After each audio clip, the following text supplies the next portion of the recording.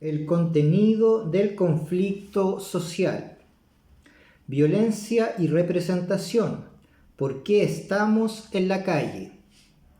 Desde el 18 de octubre de 2019 en adelante se ha masificado prácticamente a lo largo de todo el país una determinada forma de movilización social a través de la cual la ciudadanía busca participar en la deliberación de los asuntos públicos más importantes, especialmente de aquellos que le afectan directamente. Esta forma de participación, de levantar un discurso político de manera colectiva y en espacios públicos, ha estado marcada por una protesta social extendida, acompañada de nuevas formas de organización política en la sociedad, como cabildos y asambleas, y, por cierto, de una represión estatal masiva como respuesta, principalmente a través de organismos policiales, aunque también militares.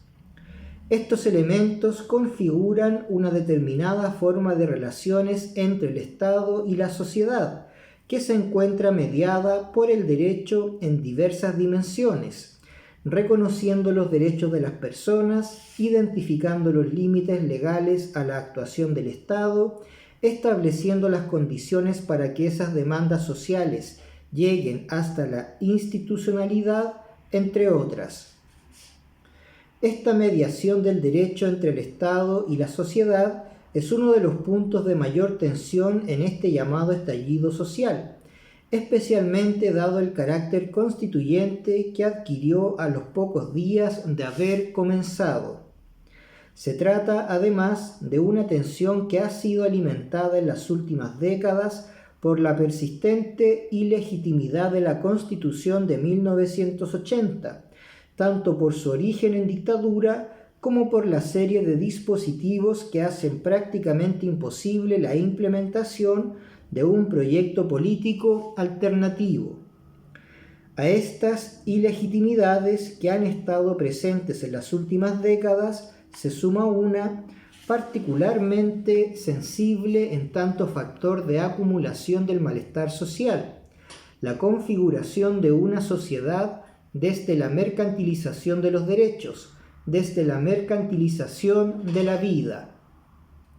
Este elemento es clave para entender la creciente distancia en esa suerte de relación entre Estado y sociedad, donde la democracia representativa no ha sido suficiente para garantizar que aquello que debe ser representado, la sociedad, alcanza a llegar hasta el espacio de representación institucional, el Estado. Básicamente, el funcionamiento de las instituciones representativas nos ha dejado afuera, ha dejado de representarnos. Como consecuencia de ello, el derecho, esa forma de mediación institucional entre el Estado y la sociedad, a través de la cual se expresan los órganos públicos para representar la voluntad de la soberanía popular, hoy es percibido como un instrumento que ya no protege el interés general, sino que se encuentra al servicio de ciertos intereses particulares, lo que ha contribuido de manera muy importante a la deslegitimación de las instituciones representativas. La crisis de la democracia chilena, aunque se trata de un fenómeno mucho más extendido, no es, por tanto, una crisis de confianza, es una crisis en la representación política, es decir, en la virtual imposibilidad de los actuales mecanismos institucionales de garantizar que las voluntades políticas que surgen de los espacios de la soberanía popular logren incidir en el contenido de las decisiones que se toman en el lugar, teóricamente destinado para su representación. Esto sucede por la concurrencia de diversos factores, corrupción, por cierto, dificultades propias de la organización política, también. Pero en este apartado quisiera hacer hincapié en un factor que ha estado algo postergado y cuya consideración puede ser fundamental para el éxito del proceso constituyente actualmente en curso: la pretensión de reducir la comprensión de la política solo a una de las dimensiones constitutivas de lo político, la representación, marginando casi por completo otras dos cuyo complemento es, a mi juicio, imprescindible: la participación y la autodeterminación. Para que una constitución, así como todo el resto del derecho, pueda ser legítima y, por tanto, concebida como propia por la comunidad política en la cual se aplica, es fundamental establecer las condiciones que garanticen la promesa oculta tras el binomio de la democracia constitucional revisado previamente: el autogobierno del pueblo. Si un pueblo siente que el derecho que se le aplica no es suyo, en el sentido que no responde a sus necesidades e intereses, o que no ha participado de su formulación, se debilita gravemente su autoridad y con ello la legitimidad y respeto a sus instituciones y el deber de obediencia que sostiene a todo ordenamiento jurídico. Dado el momento constituyente por el que atraviesa el país, que tiene una dimensión destituyente importante, la presente es una consideración fundamental, pues el éxito del proceso depende de que la nueva Constitución sea legítima, es decir, reconocida por el pueblo como su propia norma fundamental, y, especialmente, de que se restablezca el reconocimiento y la legitimidad de las instituciones destinadas a representar las voluntades soberanas. La reflexión que sigue tiene ese objetivo: identificar los problemas que presenta el derecho al mediar entre el Estado y la sociedad, en particular cuando el ejercicio de la soberanía asociada al poder constituyente del pueblo no se agota una vez redactada la nueva Constitución. En el binomio democracia constitucional hay un invitado siempre incómodo, algo imprevisible y siempre acechando el orden de lo normal: el poder constituyente. En teoría, es la fuente última de la legitimidad de todo el ordenamiento jurídico y, por cierto, de la constitución política. Sin embargo, su potencia transformadora puede ser vista como una amenaza para quienes administran las instituciones jurídicas a través de las cuales se produce y se ejerce el derecho, puesto que siempre existe la posibilidad de que una nueva manifestación de ese poder constituyente dé por terminado el orden vigente y se articule para dar paso a uno nuevo. Es, por cierto, lo que está ocurriendo en Chile en el ciclo político que se inicia en octubre de 2019. Como veremos a continuación, el orden vigente siempre se las arregla para protegerse a sí mismo, incluso contra la manifestación legítima de ese poder constituyente, al que intenta mantener, por todos los medios, al margen de la normalidad, al margen del orden vigente, como si el orden vigente buscara legitimarse a sí mismo, desconociendo que la fuente de su legitimidad radica fuera de sí mismo. Este fenómeno puede ser señalado como una pretensión de autofundamentación racional del derecho moderno y tiene un fuerte aliado en el contractualismo en tanto justificación teórica del Estado que, precisamente, busca domesticar ese momento constituyente en virtud del cual el hombre saldría de su estado de naturaleza. Para proteger su propia estabilidad y quizá para legitimarse sin tener que reconocer la fuerza constituyente que se despliega al margen del orden normativo, el orden vigente la oculta tras su pretensión de autofundamentación, alega su identidad con el derecho y reclamando para sí el monopolio de la creación de normas y del uso legítimo de la fuerza. Para consolidar dicha pretensión, se afirma que lo constituyente no forma parte de lo constituido, sino que, en el mejor de los casos, sirve como fundamento político al ordenamiento vigente, pero desde fuera. Este argumento, destinado a proteger el statu quo de los embates políticos provenientes de las demandas sociales, intenta relativizar la importancia de lo político en la configuración del ordenamiento jurídico, especialmente cuando éste se verifica al margen de las formas jurídicas preestablecidas, como en el caso de la protesta social. Siguiendo la matriz contractualista, es concebido como algo previo y exterior al derecho vigente garantizado, así su autonomía. Aquí se traba una relación compleja entre lo constituyente y lo constituido que determina la posición secundaria que ha sido asignada, paradójicamente, al poder constituyente durante la vigencia del orden normal. Desde esa paradoja, y tratando de aplicar las categorías de la lógica formal a las relaciones de poder político, se ha señalado que no puede haber poder constituyente sin algo constituido por éste. Es decir, que los órganos constituidos necesitarían del completo repliegue de lo constituyente para poder desplegar plenamente sus funciones, lo que no podría ocurrir si todas las posibilidades de acción quedan abiertas al soberano.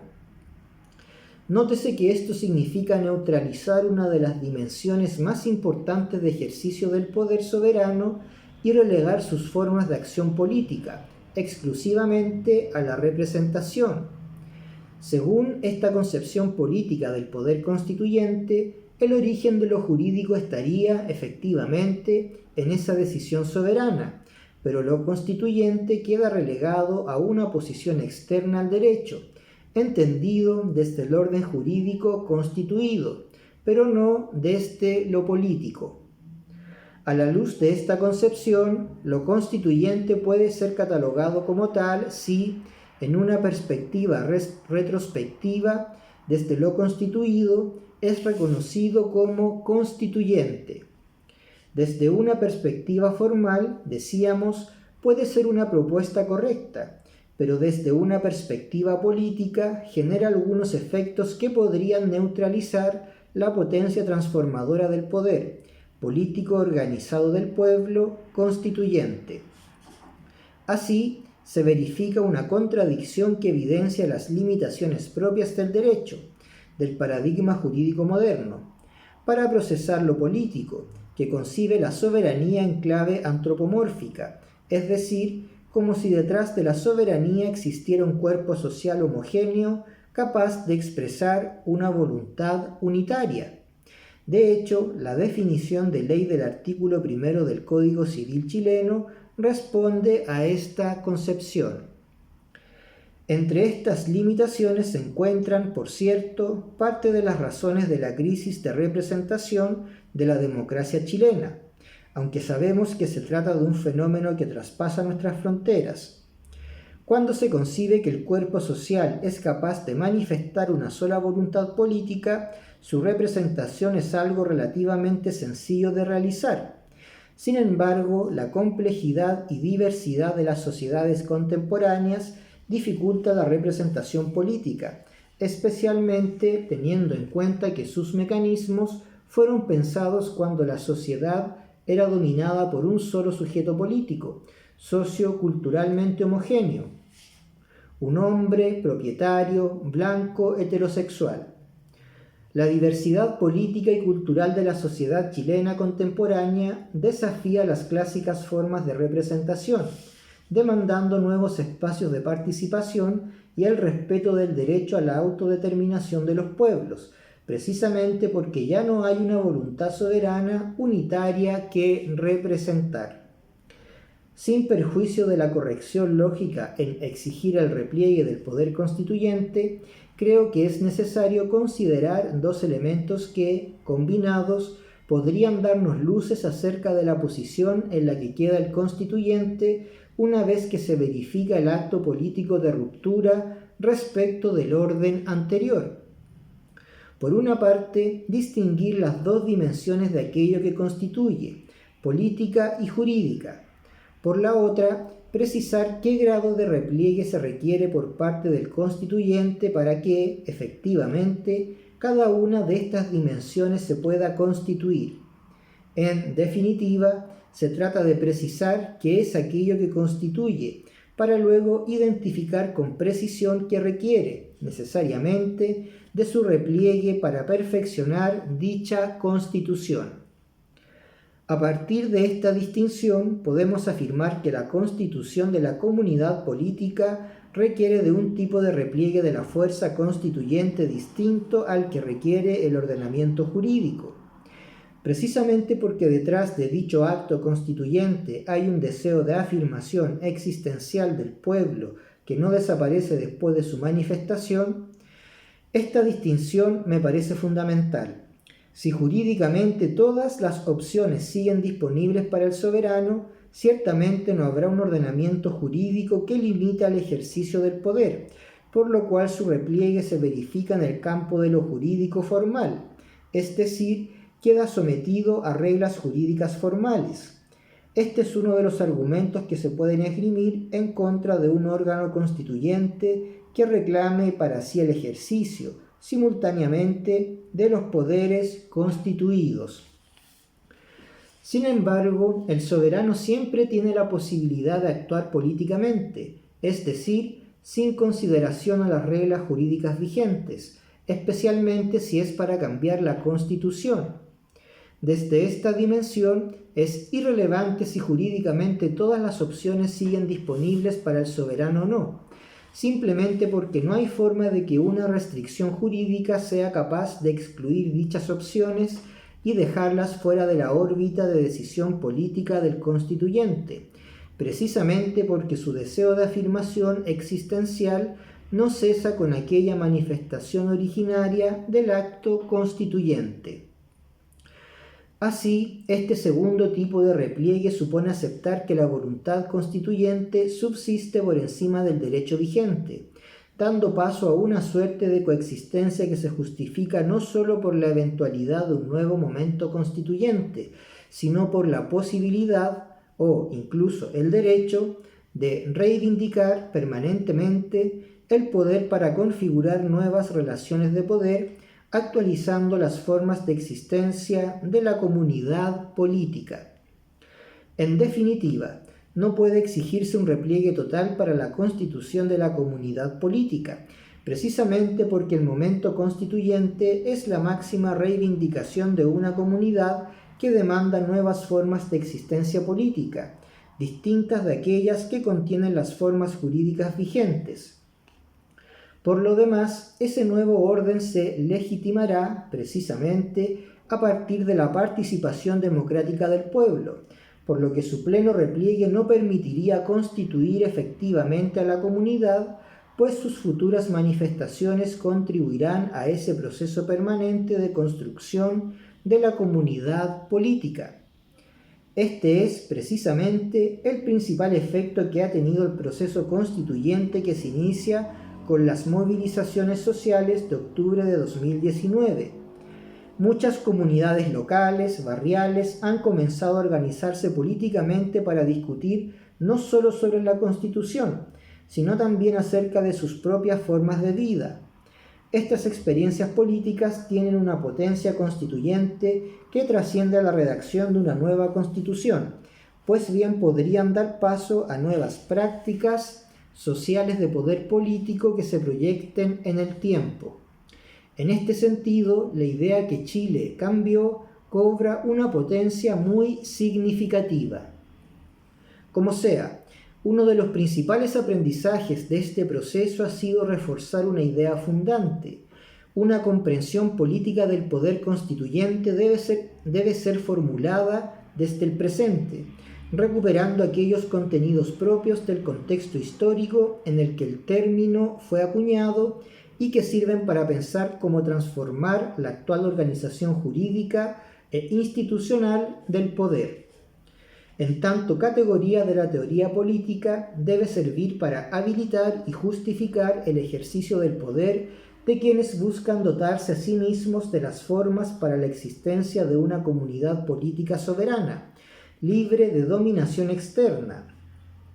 Y parece ser que la única forma de conseguir aquello es abandonando la idea de que lo constituyente se reduce a un momento fundacional, siempre pasado, para comprender cómo es que ese acto de afirmación existencial del pueblo pervive junto con las normas que regulan su existencia política, dejando de lado aquella concepción lineal de la relación constituyente-constituido.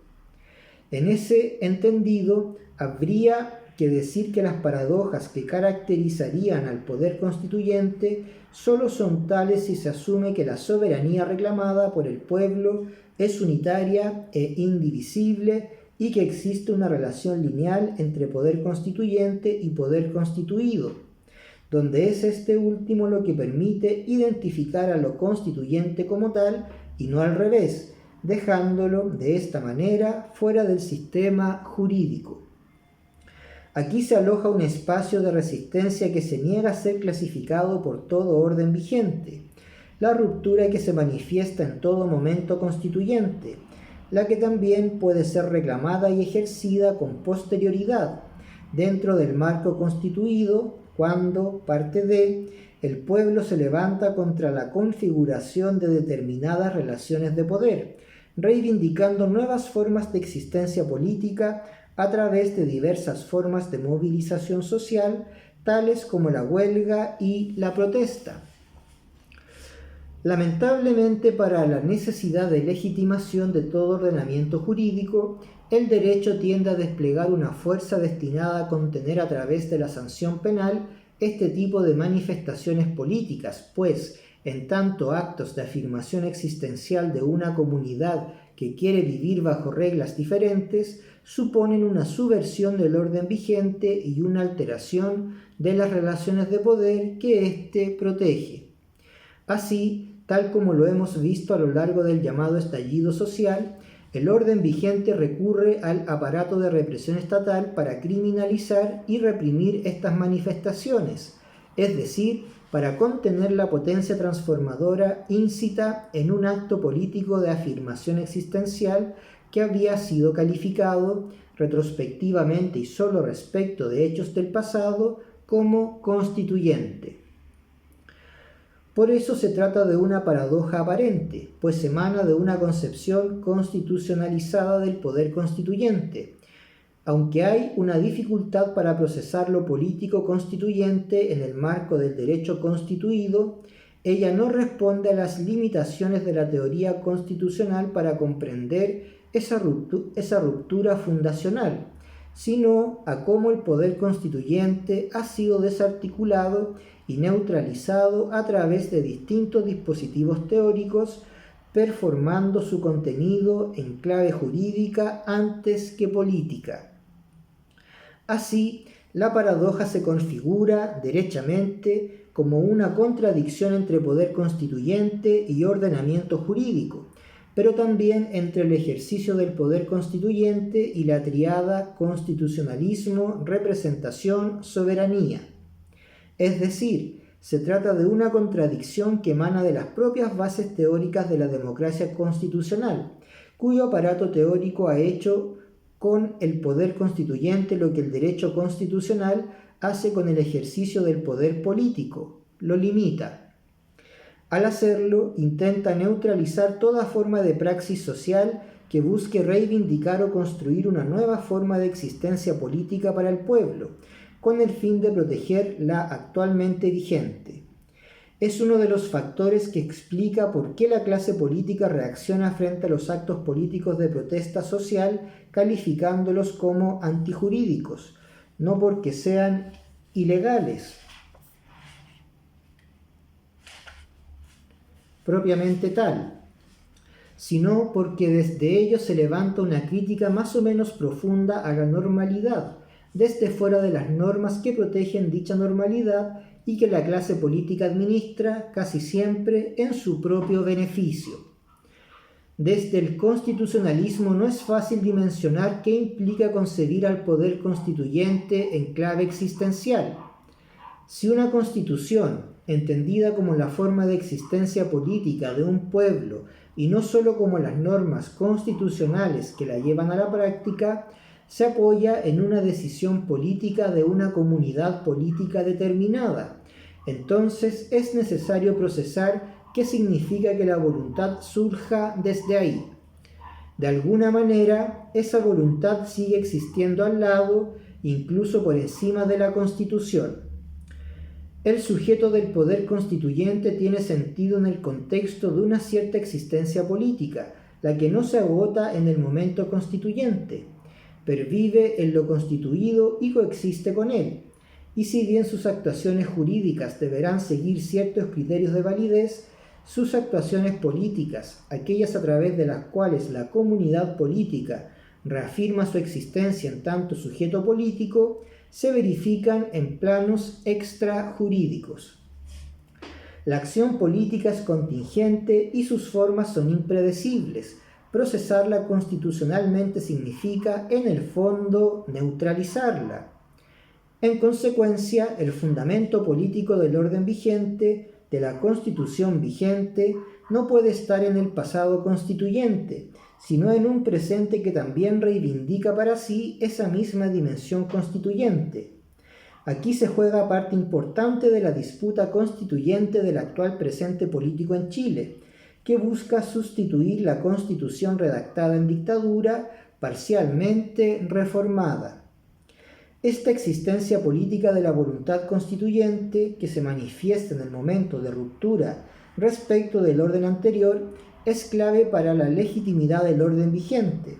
Dejarlo fuera del sistema jurídico puede erosionar las bases de la convivencia política, precisamente porque en esa voluntad se sostiene la forma de su existencia política. Parece necesario recuperar la dimensión antagonista de lo constituyente, sin olvidar el carácter estructural de una reivindicación por una nueva ordenación de las fuerzas políticas. En ese sentido, parece razonable que cierto constitucionalismo y, con él, cierta clase política tenga dificultades para procesar adecuadamente lo constituyente, pues son las mismas dificultades que tiene para procesar el pluralismo político, uno de los rasgos más característicos del sistema político chileno desde la aprobación de la Constitución de 1980.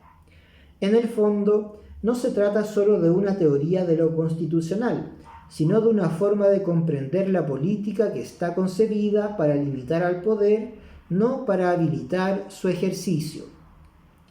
La demanda constituyente es un tipo de demanda social que desborda los márgenes ordinarios de la discusión política, precisamente porque cuestiona su legitimidad de una forma radicalmente estructural. Se trata de una demanda propiamente política, por una reestructuración de las relaciones de poder en la que nos encontramos inmersos, a partir de las cuales, por ejemplo, ejercemos nuestros derechos fundamentales como salud, educación, trabajo, la que no se agota en el acto constituyente mismo ni desaparece con la vigencia normal del ordenamiento jurídico. Por el contrario, siempre se las arregla para desbordar las formas jurídicas que buscan neutralizarla. De alguna manera, el momento proceso constituyente que parece vivir Chile desde, al menos, 2011, es un intento por fortalecer la discusión pública relativa a la legitimidad de la Constitución vigente y empujarla hacia la elaboración democrática de una nueva Constitución, especialmente en lo relativo a aquellas formas de existencia política de la comunidad, atravesadas por los derechos sociales, que el establishment político y económico intentan causar hacia las formas jurídicas impuestas en 1980. Lo que se está verificando en Chile sería una manifestación política de esa actividad humana y social propiamente transformadora, que busca los canales necesarios para articularse políticamente e impactar en la institucionalidad vigente. Un conjunto de prácticas de resistencia que, articuladas a partir de los distintos movimientos sociales que confluyeron en un ideario común a partir del 18 de octubre de 2019, reivindica lo político como espacio de innovación, de resignificación de las relaciones de poder existentes. Un movimiento real que reivindica una existencia política presente, constituyente, manifestación de una facultad propia del género humano, la de construir su propio ordenamiento político.